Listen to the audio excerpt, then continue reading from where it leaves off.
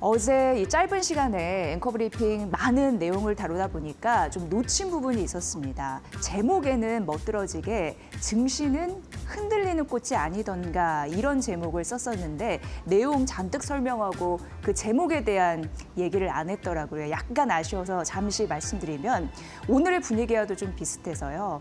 왜 저도 인생을 많이 산 건 아니지만 아름다운 꽃을 피기 위해서는 굉장히 많은 시련이 있기 마련입니다. 아마 여러분도 아실 텐데 그래서 나중에 좋은 결과를 얻기 위해서 지금 힘들지만 인내하고 잘 과정을 다져 나간다면 우리는 결국 아름다운 꽃을 피우지 않을까 그런 마음으로 오늘 시작을 해보도록 하겠습니다. 시청자 여러분도 용기 내시길 바랄게요. 증시에는 찬바람이 불고 있습니다. 뉴욕 시장이 4거래 연속 빠졌거든요. 엔비디아 실적이 굉장히 중요하다라고 어제 앵커 브리핑에서 말씀드린 바 있는데 엔비디아에 대한 실적에 대해서 크게 의문은 없습니다만 왜 이렇게 못 갈까라는 의문 많이 가지고 계신 것 같습니다. 뱅크 오브 아메리카에서 설문을 했는데 이 펀드 매니저의 45%가요.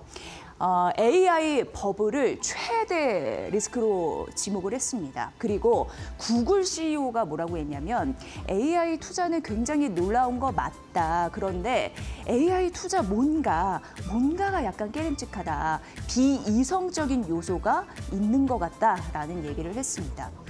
우리는 IT 버블, 그때 당시를 연상해 봤을 때 그린스펀 연준 의장이었거든요. 그가 어떤 발언을 했었냐면 비이성적인 과열이다라는 발언을 했는데 이게 연상이 된다라는 의견도 일부 있는 상황입니다. 유럽계에 굉장히 유명한 금융계 그룹이 있는데 로스차일드가요. 마이크로소프트와 아마존의 투자 의견을 낮췄습니다. 매수에서 중립으로 하향 조정을 시켰습니다. 근데 굉장히 중요한 의미가 있어서 잠시 설명을 해드리면 사실 데이터 센터 구축이라는 게 말이죠. 초기에 클라우드 인프라 이런 거와 좀 대비를 했었을 때 훨씬 많은 자본이 든다. 근데 그거 수치를 제시했거든요. 6배의 자본이 소요가 된다라는 얘기를 했습니다. 생성형 AI 가성비에 대한 이야기 이렇게 쉽게 생각하시면 될 것 같습니다. 생성형 AI 인프라가요. 사실 성숙한 클라우드가 한 $1 40센트 정도라면 생성형 AI 인프라 같은 경우에는 지금 $1당 현재의 가치가 20센트에 불과하다.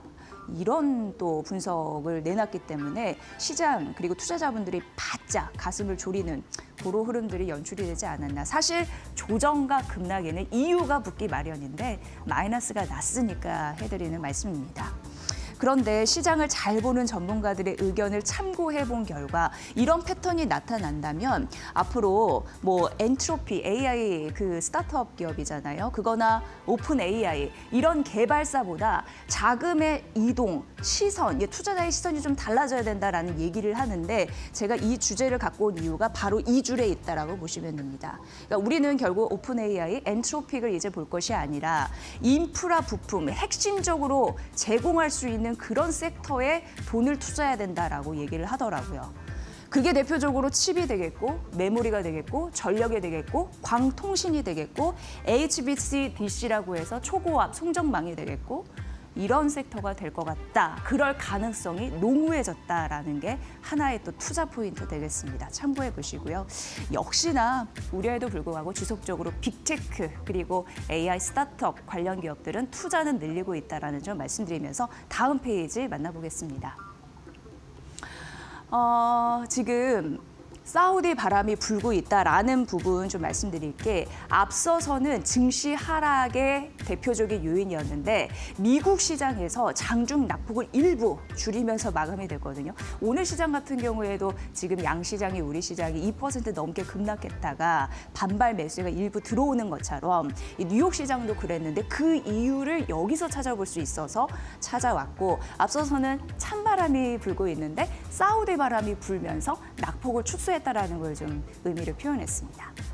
트럼프 대통령과 빈살만 왕세자가 만났는데요. 투자 확대에 대한 그런 시그널을 내비쳤습니다. 좋은 신호였거든요, 시장에. 기존은 6천억 달러였는데 이거를 1조 달러로 확대하겠다라고 확 약했다라는 부분이고 AI, 소재, 그리고 희토류 관련인데 사우디가 무슨 얘기를 했냐면 미국과 협력에 한계가 없다라는 얘기를 또 전했습니다. 트럼프 대통령이 이렇게 되면 한 번쯤 사우디에 최첨단 칩 이런 부분을 공급할 수도 있겠죠. 실제로 그런 승인 협상에 대한 언급도 했으니까요. 이렇게 된다면 AI 투자가 확대가 되지 않을까라는 기대를 하게 되는 거고 이게 간밤 미국 증시 낙폭을 축소시켰던 원인이 됐다라는 점을 말씀드리겠습니다. 그래서 반도체주 중심으로 낙폭을 축소했다라는 얘기 나타나는 겁니다. 이 부분 보시고요. 다음 페이지 보면은 우리나라는 UAE 바람이 불었습니다. 이재명 대통령과 무함마드 대통령 양국 정상회담 있었던 거 아시죠? 그런데 아랍에미리트에서 추진하는 약 29조 원 규모의 AI 인프라 구축 사업에 우리가 참여한다. 이런 이슈가 있었고요. 이렇게 되면은 우리나라와 아랍에미리트의 실질적인 경제 동맹국 이런 부분이 더 협력이 가속화되지 않을까 기대감을 갖게 하는 요소이고 그리고 이제 중요한 게 방산입니다. 약 22조 원 규모의 방산, 원전, 재생에너지 이런 부분으로 협력할 것으로 보이는데 어떻게 보면은 아랍에미리트의 우리나라의 그런 뭐 여러 가지가 녹여진 K-시티를 세울 가능성 이런 부분도 이제 논의가 되고 있는데 이렇게 되면 자연스럽게 K 기업들이 진출할 수 있는 거잖아요. 그런 모멘텀이 있습니다. 그렇게 따지면 29조 원, 22조 원, 51조 원 되겠습니다. 대통령실에서는 앞으로 UAE 관련해서 방산 누주가 늘 가능성이 높아졌다라는 얘기를 했습니다. 오늘 시장이 막 떨어졌을 때 앞으로의 자금 집행이 어느 쪽으로 이루어지고 수주가 어느 쪽으로 이루어지고 결국 튈 섹터는 무엇일까 고민하실까 봐 이런 이슈를 한번 가져와 봤고요. 다음 페이지 넘어가 보도록 하겠습니다. 오늘 뭐 별로 반등하는 섹터가 없기 때문에 장 초반에 로봇은 강했는데요. 좀 꼬리를 축 좀 내리는 흐름들이 있었습니다만 앞으로 고개를 확 쳐들을 그런 중요한 섹터이기 때문에 한번 다시 언급을 해드리면 엔비디아가 결속을 좀 전격적으로 하려는 모습을 보여주고 있습니다. 삼성전자와 AI 휴머노이드 개발을 이제 공식적으로 인정을 했고 우리나라 같은 경우에는 액추에이터, 그러니까 로봇 같은 경우에는 이제 관절이라고 보시면 됩니다. 그게 유연해야 뭔가 더 활동을 잘 할 수 있겠죠. 명령 체계도 잘 수행하고 어쨌든 액추에이터, 뭐 소프트웨어, 다양한 로봇을 연구하고 있는 상황인데 전신을 활용하는 로봇이나 태스크 중심의 AI 이런 부분을 빅테크와 공동 개발 앞으로도 가능할 것 같습니다. 엔비디아는 또 이런 얘기를 했습니다. 한국이 워낙 이제 제조 경쟁력이 뛰어나다 보니까 뭔가 잘 만들어내잖아요. 그러니까 AI 제조국 되도록 돕겠다라는 얘기를 했고 데이터 센터의 설계도 공유하겠다라는 얘기를 했습니다만 어찌됐건 우리나라에 관심을 가지는 글로벌 기업들이 좀 많아졌으면 하는 바람 그리고 로봇은 사실 시장을 이끌어갈 수 있는 가장 강력한 섹터 중에 하나라고 전문가들도 얘기했기 때문에 여러분께 말씀드리는 바입니다. 최근 뭐니 해도 핫한 종목은 삼성전자와 SK하이닉스입니다. 그래서 국내 증권사뿐만 아니라 해외 금융, 경제 그런 매체에서 우리나라의 삼성전자와 SK하이닉스 투첩을 어떻게 바라보는지 그 리포트가 나올 때마다 눈을 동그랗게 뜨고 지켜보고 있는 상황인데요. 오늘 아침에 키움증권에서는 SK하이닉스에 대해서 분석을 해놔서 소개를 해드리도록 하겠습니다. 일단 목표 주가를 올려 잡았네요. 원래는 65만 원이었는데 73만 원으로 점프업했고 이유는 실적 전망치가 조정이 됐다라는 부분이었습니다. D램이 잘 되니까 낸드로 확산됐다라는 설명을 했는데 D램은 다시 한번 좀 말씀드리면 유통 재고가 낮아지고 있는 상황, 그리고 DDR5 공급이 축소되는 상황, 서버 수요가 개선되는 상황 이런 부분에서 가격이 올라가다 보니까 업황 전반적으로 긍정적인 흐름들 그리고 초기 상승 이런 부분 강도도 예상 대비해서 훨씬 웃돌다 보니까 전망이 좋다라는 흐름 나타나고 있습니다. 물론 D램이 급등을 하면서 가격이 올라가면서 PC 그리고 스마트폰 수요가 혹시 둔화되지 않을까. 왜냐하면 원가 부담 때문에 그럼 업체들이 사실상 마진 압박이 있지 않을까라는 우려가 있다라는 건 안다라고 얘기를 했습니다. 그럼에도 불구하고 주가를 올릴 수밖에 없는 결정적인 이유는 단기적으로 가격 부분, 가격 상승에 대한 실적 반영 부분, 그리고 컨센이 이렇게 상향되는 데 대한 주가 모멘텀이 강력하기 때문에 안 올릴 수가 없다라는 근거를 제시했습니다. 내년 영업이익 같은 경우에는 80조 원으로 상향했어요. 이것 때문에 목표 주가를 올려 잡은 것과 다름없습니다. 1년 사이만 보면은 86% 성장으로 봤고요. 범용 메모리 가격 전망을 상향한과 더불어서 내년 1분기 같은 경우에는 원래는 계절적으로 비수기입니다. 그럼에도 불구하고 영업이익이 17조 이상 바라봤는데 전망치가 14조 후반대였거든요. 그러니까 훨씬 높게 나올 가능성 내년 1분기에도 있다라고 보여진 거예요. 그래서 영업이익 80조가 될 가능성이 높아진 거죠. 그리고 낸드 같은 경우에는 기업용 SSD, 저장 장치 이런 부분의 수요가 증가하고 가격이 또 따라 붙으면서 수익이 좋아질 것이다라는 부분입니다. 키움증권에서는 어쨌든 이런 흐름으로 SK하이닉스의 목표 주가를 올림과 동시에 역시나 반도체 업종 탑픽을 유지한다라고 제시했으니까 참고해 보시면 될 것 같습니다. SK하이닉스를 믿으신다면 이 종목도 바라봐야 된다라고 하면서 DB금융투자가 오늘 아침에 리포트를 내놨는데요. 바로 SK스퀘어 되겠습니다. 목표 주가는 35만 4천 원으로 올려 잡았습니다. 크게 두 가지입니다. SK스퀘어를 좋게 보는 이유는 SK하이닉스가 첫 번째고 두 번째는 주주 환원에 대한 니즈가 있기 때문에 이렇게 나눠서 좀 설명을 드리겠습니다. SK하이닉스가 잘 되다 보니까 지분법, 이익이 증가했습니다. 그래서 3분기 영업이익 같은 경우에도 세 자릿수 1년 사이에 127% 늘어난 흐름들이 나타났고요. 그렇다면 SK하이닉스 제외하고는 어떨까라고 뜯어봤더니 영업 적자 규모, 그러니까 적자 폭이 축소가 됐다라는 결과가 있었고 티맵 모빌리티가 있습니다. 고마진 사업부가 있는데 데이터 사업이에요. 여기 매출이 올랐습니다. 영업이익이 개선됐습니다. 11번가 같은 경우에는 직매입 고수익 상품 비중이 확대가 되면서 역시나 비슷하게 영업 적자 폭이 개선이 됐다. 그래서 어쨌든 SK하이닉스 잘해주기 때문에 앞으로 주가 상승의 모멘텀이 있다라는 부분이었고요. 주주 환원도 사실 23년부터 적극적인 행보를 보이면서 좀 신뢰를 얻는 행보들이 나타났습니다.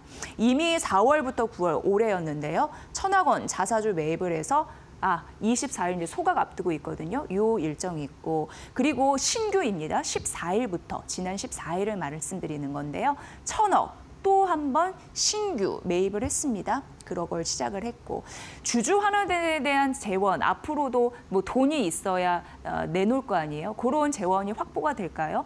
여기에선 예스라고 얘기하는 게 현금도 있고요. K쉴더스라고 보안업체 아시죠? 거기 매각대금 있고 SK하이닉스의 배당금 있고 이런 부분을 다 더해보니까 1조 2천억 원 정도로 확보했다고 합니다. 그래서 내년에 재원이 빵빵하니 추가적으로 더 드릴 수 있어요. 이런 얘기를 하고 있습니다. 비핵심 자회사를 매각하면서 포트폴리오를 정리 중입니다. 여러분 그 음악 듣는 스트리밍 컨텐츠 그 업체의 플로우 아시죠? 그거를 담고 있는 드리머스 컴퍼니가 있는데 거기 303억 원 매각 이슈 있고요. 인크로스 여기 이제 플랫폼인데 36% 정도 매각. 여기에서 한 392억 원 매각 자금 나올 것으로 보이고요. 11번과 같은 경우에는 자회사가 떠안게 됐습니다. 자회사 SK플래닛 100% 인수 이런 이슈가 있어서 포트폴리오도 정리하고 있습니다. 이 부분은 참고사항이고요. 어쨌든 SK스퀘어가 더 간다에 베팅하는 이유는 든든한 SK하이닉스 그리고 주주 환원이다라는 점 말씀드립니다. 다음 페이지 넘어가 보면요. 일단 다월투자증권에서 오늘 조선주 섹터를 다루면서 선박보다는 엔진이지 이렇게 좀 강조를 하더라고요. 그래서 조금 더 의미 있는 건 단기적으로 시청자분들이 볼 엔진 그리고 중장기적으로 볼 엔진 이렇게 좀 나눠봤습니다. 일단 조선보다 엔진을 제한하는 이유가 있더라고요. 왜냐하면 신조선가, 그러니까 배 가격이죠. 이게 작년 가을 이후 약보합권을 보였는데 그럼에도 불구하고 엔진 가격은 지속적으로 강한 탄력을 비췄다라는 부분인데 물론 상승 탄력을 굳이 따지자면 둔화는 됐습니다만 환율 효과가 상쇄를 하고 있기 때문에 그리고 어쨌든 신조선가보다는 엔진가가 더 낫다라는 의미에서 이렇게 표현을 했습니다. 그래서 내년하고 2027년까지 이익 성장폭을 개선해 보니까 엔진이 조선보다 강하다라는 결론에 이르렀대요. 그래서 단기적으로 볼 탑픽은 한화 엔진입니다. 결국 한화 엔진 같은 경우에는 2027년부터 28년까지 실적을 상향시켰는데 지금 막 조정받고 있잖아요. 근데 어쨌든 조정 이후에 상승 여력이 60%나 된다라는 얘기를 했습니다. 그리고 이제 중요한 게 중국 쪽이에요. 중국 모멘텀이 있는데 조선 사양 수주가 재개가 되는데 내년과 그리고 그 이후에 올해 연말과 내년 상반기까지 중국 컨테이너 타임 쇼타임이 진행이 될 것이다 이렇게 얘기를 했습니다. 사실 미중 이 관계가 안 좋아지면서 뭐 압박을 하면서 발주가 주춤하기도 했습니다만 이번에 관세 이런 협상 타결 이후에 미국과 중국의 제재가 1년 유예가 된 게 있잖아요. 그 이후에 어쨌든 전후로해서 중국 컨테이너선 발주 이런 부분에 대해서 수주가 급등했다라는 흐름들 나타나고 있다고 합니다. 그래서 4분기 내년 상반기로 갈수록 수주가 좀 급증하지 않겠느냐라는 가능성을 언급했습니다. 그리고요, 수주가 2조를 돌파를 했습니다. 이건 또 사상 최대, 또 경신입니다. 상반기 이런 액수 좀 적어놨고요. 어쨌든 4분기도 하나오션, 삼성중공업 쪽에서 수주를 해서 앞으로 긍정적인 흐름이 있을 가능성이 있다고 합니다. 자, 단기는 하나 엔진인데 중장기적으로 펼쳐본다면 HD 현대마린 솔루션 되겠습니다. HD 현대마린이 되겠습니다. HD 그 한국조선해양에서 중형 엔진 수주를 확대하고 있는 흐름들이 나타나고 있는데 이제 상반기 수주가 4,536억 원인데 작년 대비해서 훨씬 잘 나온 흐름들 있는 상황이고요. 4분기 같은 경우에도 K조선, HJ중공업 그리고 HD 미포 이런 계약이 또 붙었습니다. 그게 한 1,623억 원 있습니다. HD 현대 그런 물량이 좀 빵빵하게 좀 받쳐주고 있는 그런 양상 나타나고 있는데 캡티브 기반의 성장이 지속되고 있다는 건 내부 회사에서 내부 물량을 주는 것과 좀 다름없거든요. 그러니까 HD 현대그룹의 물량 이런 부분으로 좀 든든하게 먹거리가 있다라는 얘기를 하는 것 같습니다. 힘센 엔진이라고 중대형 이제 선박의 엔진이라고 보시면 되고 터보차저는 선박용 엔진의 그 가속시키는 핵심 부품이라고 보시면 되는데 그 국산화도 진행 중이거든요. 그러면서 이게 국산화되면 원가 경쟁력을 확보하는 거잖아요. 그러니까 어쨌든 이 부품 쪽에서도 턴 어라운드 될 만한 요소가 있어서 이 종목을 긍정적으로 바라본다라고 얘기했습니다. 조선보다 엔진이라는 이유 잘 챙겨서 이 조정 시에 잘 판단해 보시면 될 것 같습니다. 외국인은 앞으로 뭐 살까 이 얘기를 좀 드려야 될 텐데 MSCI 편주리 후보군에 베팅할 지금이 최적의 적기다라고 얘기를 하고 있습니다. 그래서 외국인들이 이 이슈 있기 전에 뭘 지금 베팅하는지 잘 봐야 된다 이런 얘기를 하고 있는데요. 일단 11월 MSCI 신규 편입 된 종목은 APR과 HD 현대마린이었는데 발표 3개월, 4개월 전부터 쭉 상승하는 흐름이 있었다고 합니다. 근데 그걸 누가 샀냐? 외국인들이 뚜렷하게 샀다라고 하는데요. 이전에 8월 편입된 종목만 보더라도 LIG, 넥스원, 두산, 효성중공업이 있었는데 리뷰 전에 주가도 상승하고 외국인도 이걸 적극적으로 매수하는 흐름들 둘 다 포인트가 비슷하다라는 얘기를 했습니다. 그럼 이제 중요한 거 다음 타자는 누구일까? 내년 2월의 후보군은요. 이수페타시스, 앵커브리핑에도 말씀드린 바 있는 그 종목이고요. ABL 바이오, 키움증권 이게 세 개의 종목이 후보군이라고 얘기했는데 최근 보니까 외국인들이 매수 강도를 높이는 거는 이수페타시스와 ABL 바이오라고 합니다. 키움은 둔화됐고요. 결국 MSCI 편입의 유력한 후보군 두 개를 꼽아보자면 이수페타시스와 ABL 바이오다라고 얘기했는데 단 추가 상승 여력이 조금 더 필요하다고 합니다. 각각 14, 13, 요 정도는 필요하다고 하니까 보시면 될 것 같습니다. 지금부터 이제 편입까지는 한 4개월 정도가 소요가 될 텐데요. 외국인들의 수급 그리고 이 종목들의 펀더멘털 흔들리지 않는지 관찰하시면서 다음 타자에 대한 관심 지금 딱 적기라고 하니까 여러분 챙겨보시면 좋을 것 같고요. 마지막은 간단하게 JP모건에서 K자동차와 배터리 탑픽 흔들리지 않았다고 하면서 기존 의견을 유지했거든요. 그러니까 결론적으로 자동차 현대차 기아 되겠습니다. 그리고 2차 전지는 LG에너지 솔루션, LG화학, LNF 되겠습니다. 지금 우리나라 기업이 중국산 배터리의 규제 강화, 이거 미국 쪽에서 이러기 때문에 시장 점유율을 확대할 수 있는 절호의 기회라고 얘기를 했고, 다만 이제 우리가 중국산 원자재 이런 의존도는 높기 때문에 요거는 좀 있고, LG 에너지 솔루션 다시 한번 강조한 게 전기차 수요가 둔화되고 있습니다만 ESS로 빠르게 전환하면서 속도를 올리기 때문에 피치를 올리기 때문에 이건 긍정적이다라고 다시 한번 좀 강조했는데요. 어제 탑픽이 흔들리지 않았다라는 점 JP모건의 의견까지 전해드렸으니까 참고해 보시길 바라겠습니다.